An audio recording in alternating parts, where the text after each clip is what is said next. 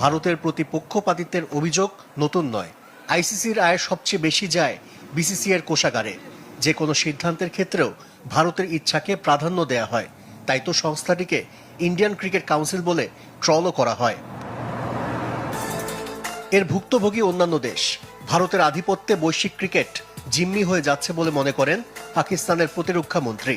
তাই নতুন আন্তর্জাতিক সংগঠন গড়ার আহ্বান খাজা আসিফের।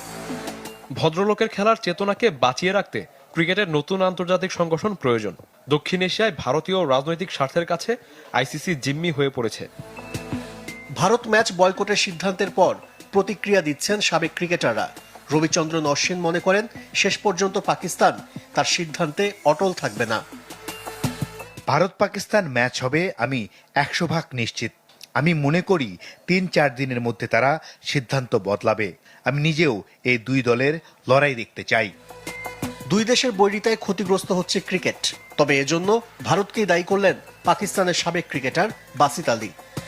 এটা ভারত শুরু করেছে। প্রথমে হ্যান্ডশেক ইস্যু, এরপর মহসিন নাকভির হাত থেকে এশিয়া কাপের ট্রফি নেয়নি। তারা বলছে এটা তাদের সরকারের সিদ্ধান্ত।